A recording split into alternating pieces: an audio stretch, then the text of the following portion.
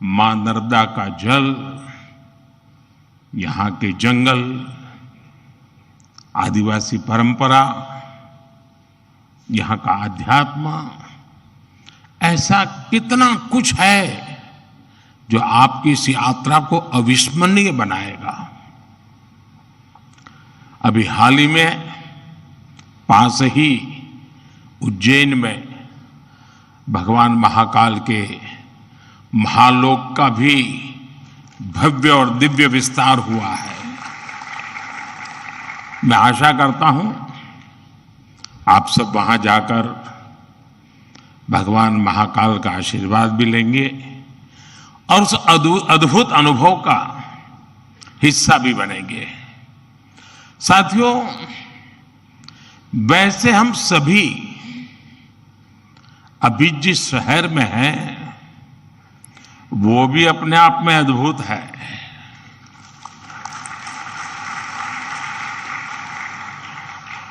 लोग कहते हैं कि इंदौर एक शहर है, लेकिन मैं कहता हूं इंदौर एक दौर है। ये वो दौर है जो समय से आगे चलता है फिर भी विरासत को समेटे रहता है। इंदौर ने स्वच्छता के क्षेत्र में देश में एक अलग पहचान स्थापित की है। खाने पीने के लिए अपन का इंदौर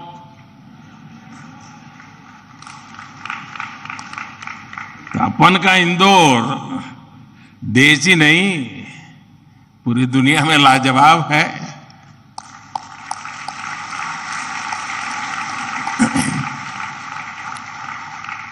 इंदौरी नमकीन का स्वाद, यहाँ के लोगों के यहाँ पर जो पोहे का पैशन है, साबूदाने की खिचड़ी,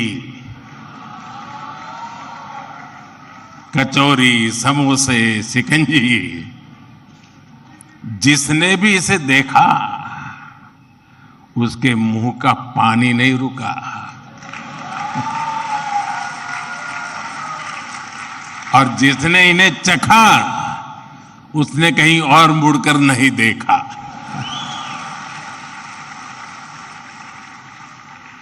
इसी तरह 56 दुकान तो प्रसिद्ध है ही, सराफा भी महत्वपूर्ण है। यही वजह है कि कुछ लोग इंदौर को स्वच्छता के साथ साथ स्वाद की राजधानी भी कहते हैं।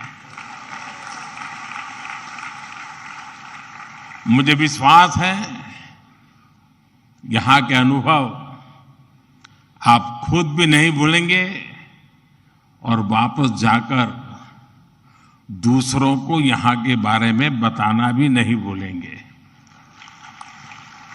फ्रेंड्स, दिस प्रवासी भारतीय दिवस is special in many ways. We celebrated 75 years of India's independence just a few months ago. A digital exhibition related to our freedom struggle has been organized here. It brings the glorious era in front of you again. Friends, the nation has entered the Amrit Kaal of the next 25 years. Our Pravasi Bharatiyas have significant place in this journey. India's unique global vision and its important role in the global order will be strengthened by you people. साथियों, हमारे यहां कहा जाता है स्वदेशो भुवन त्रयम, अर्थात हमारे लिए पूरा संसार ही हमारा स्वदेश है। मनुष्य मात्र ही हमारा बंधु बांधव है। इसी वैचारिक बुनियाद पर हमारे पूर्वजों ने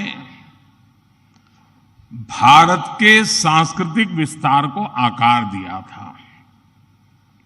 हम दुनिया के अलग अलग कोनों में गए। हमने सभ्यताओं के समागम की अनंत संभावनाओं को समझा। हमने सदियों पहले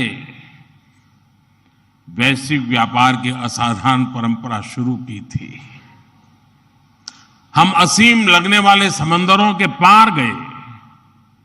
अलग अलग देशों, अलग अलग सभ्यताओं के बीच व्यावसायिक संबंध कैसे साझी समृद्धि के रास्ते खोल सकती है, भारत ने और भारतीयों ने करके दिखाया।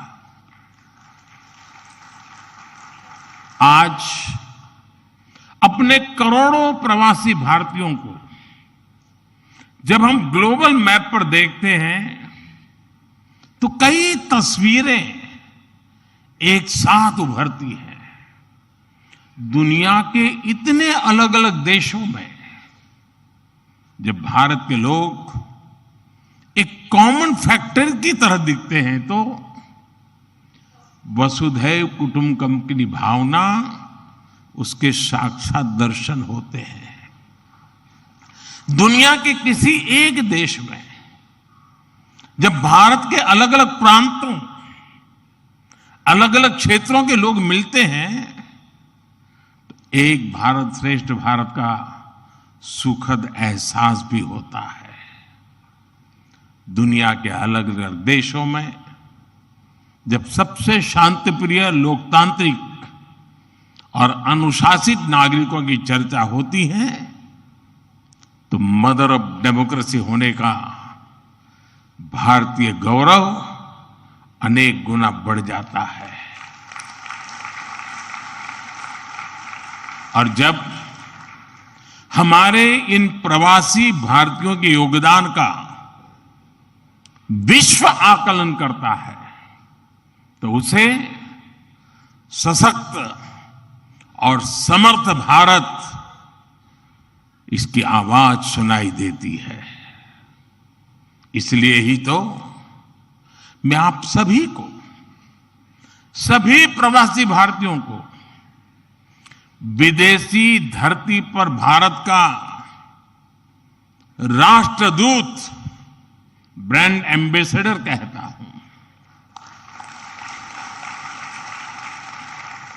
सरकारी व्यवस्था में राजदूत होते हैं, भारत की महान विरासत में आप राष्ट्रदूत होते हैं। Friends, your role as India's brand ambassador is diverse. You are brand ambassadors of Make in India. You are brand ambassadors of yoga and Ayurveda. You are also brand ambassadors of India's cottage industries and handicrafts. At the same time, you are also brand ambassadors of India's millets. You would already know that 2023 has been declared by the United Nations as the International Year of Millets. I appeal to you to take some millets products with you while returning. You also have another important role to play in these rapidly changing times. You are the people who will address the world's desire to know more about India. Today, the whole world is waiting and watching India keenly with great interest and curiosity. It is important to understand why I'm saying this. साथियों, पिछले कुछ वर्षों में भारत ने विकास की जो गति प्राप्त की है, जो उपलब्धियां हासिल की हैं, वो असाधारण है, अभूतपूर्व है। जब भारत कोविड महामारी के बीच कुछ महीनों में ही स्वदेशी वैक्सीन बना लेता है।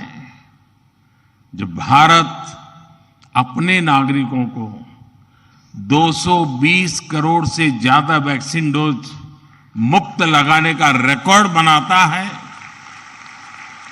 जब वैश्विक अस्थिरता के बीच भी भारत विश्व की उभरती अर्थव्यवस्था बनता है, जब भारत विश्व की बड़ी इकोनॉमी से कॉम्पीट करता है, टॉप 5 इकोनॉमी में शामिल होता है, जब भारत दुनिया का तीसरा सबसे बड़ा स्टार्टअप इकोसिस्टम बनता है, जब मोबाइल मैन्युफैक्चरिंग जैसे क्षेत्रों में, इलेक्ट्रॉनिक मैन्युफैक्चरिंग के क्षेत्र में मेक इन इंडिया का डंका बजता है, जब भारत अपने दम पर Tejas fighter plane, aircraft carrier, INS Vikrant और अरिहंत जैसी न्यूक्लियर सबमरीन बनाता है, तो स्वाभाविक है दुनिया और दुनिया के लोगों में क्यूरियोसिटी होती है कि भारत क्या कर रहा है, कैसे कर रहा है।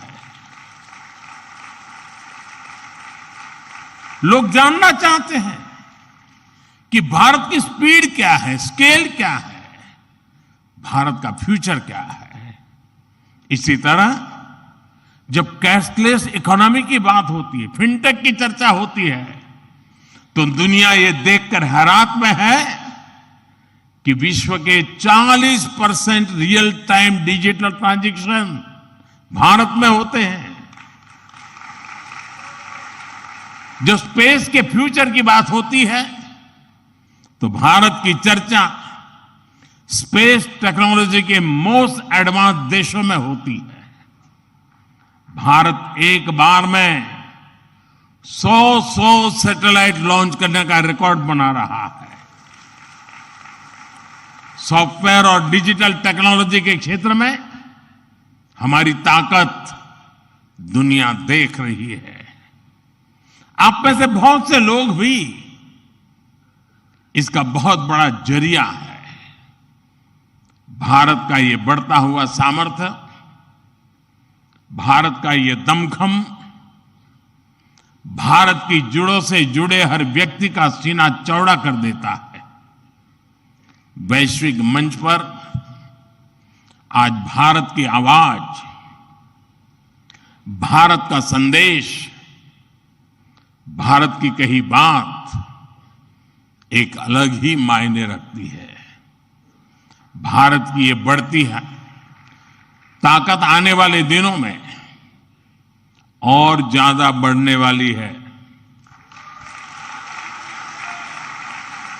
और इसलिए भारत के प्रति जिज्ञासा, भारत के प्रति क्यूरियोसिटी भी और बढ़ेगी।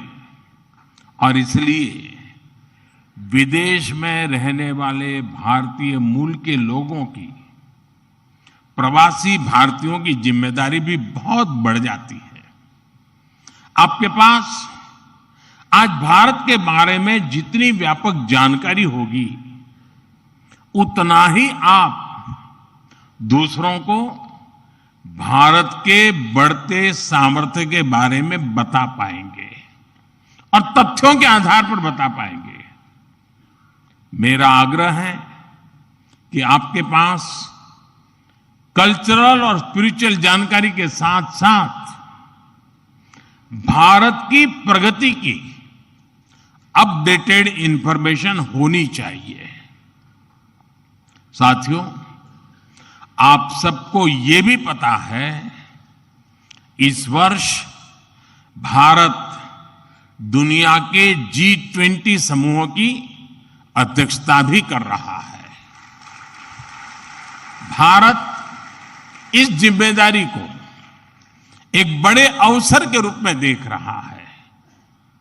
हमारे लिए ये दुनिया को भारत के बारे में बताने का अवसर है।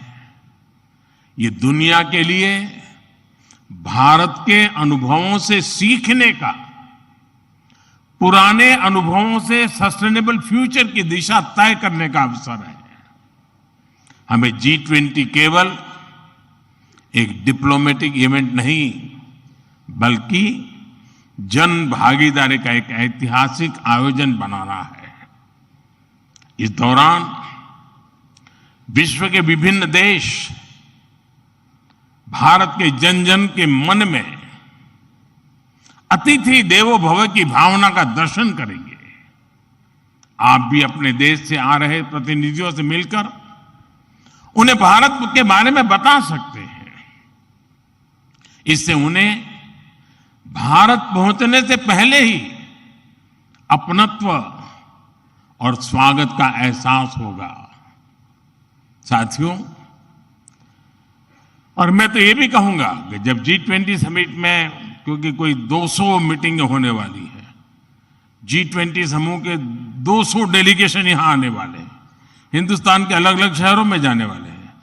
वापस जाने के बाद वहां पर रहने वाले प्रवासी भारतीय उनको बुलाएं, भारत में गए थे तो कैसा रहा, उनके अनुभव सुने। मैं समझता हूं कि उनके साथ हमारे बंधन को और मजबूत करने के लिए अवसर बन जाएगा। साथियों, आज भारत के पास न केवल दुनिया के नॉलेज सेंटर बनने का, बल्कि स्किल कैपिटल बनने का सामर्थ्य भी है। आज भारत के पास सक्षम युवाओं की एक बड़ी तादाद है। हमारे युवाओं के पास स्किल भी है, वैल्यूज भी है और काम करने के लिए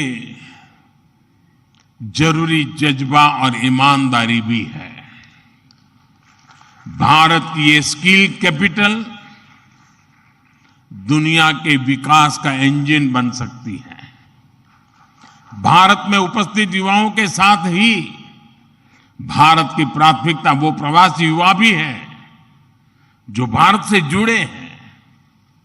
हमारे नेक्स्ट जनरेशन युवा जो विदेश में जन्मे हैं, वहीं पले बड़े हैं, हम उन्हें भी अपने भारत को जानने समझने के लिए कई अवसर दे रहे हैं।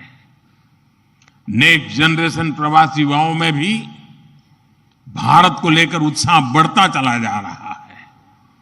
वो अपने माता पिता के देश के बारे में जानना चाहते हैं, अपनी जड़ों से जुड़ना चाहते हैं। ये हम सब की जिम्मेदारी है कि हम युवाओं को न केवल देश के बारे में गहराई से बताएं, बल्कि उन्हें भारत दिखाएं भी।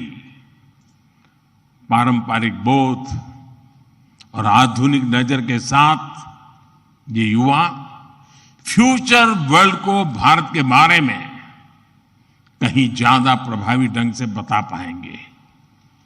जितनी युवाओं में जिज्ञासा बढ़ेगी, उतना ही भारत से जुड़ा पर्यटन बढ़ेगा, भारत से जुड़ी रिसर्च बढ़ेगी, भारत का गौरव बढ़ेगा।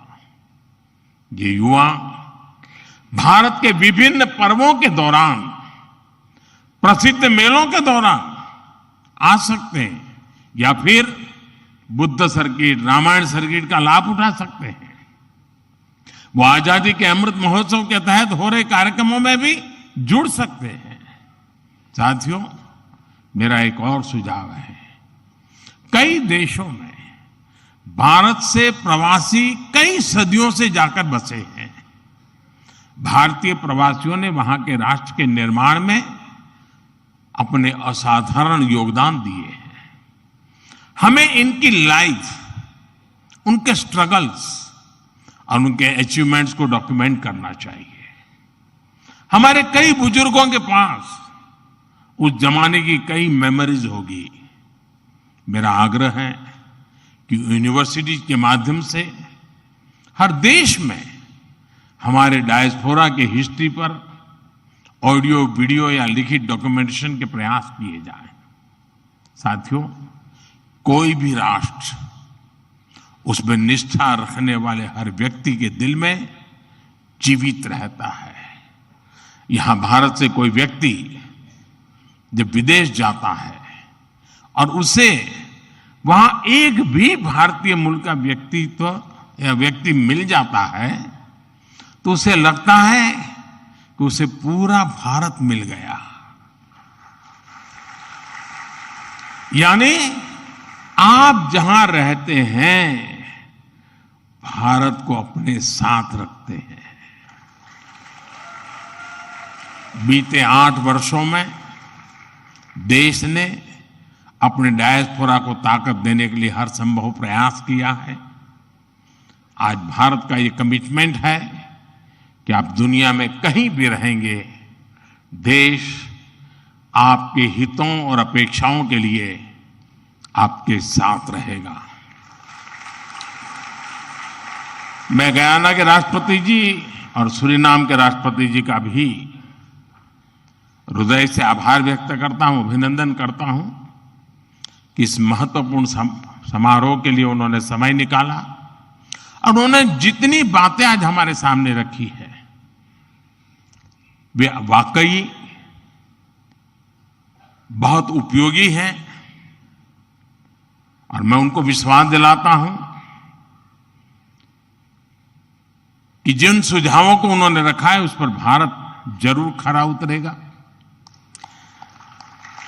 मैं गयाना जी के राष्ट्रपति जी का भी बहुत आभारी हूं कि उन्होंने आज काफी पुरानी यादें साझा की, क्योंकि जब मैं गयाना गया तो मैं कुछ भी नहीं था, मुख्यमंत्री भी नहीं था, और तब का नाता उन्होंने याद करके निकाला।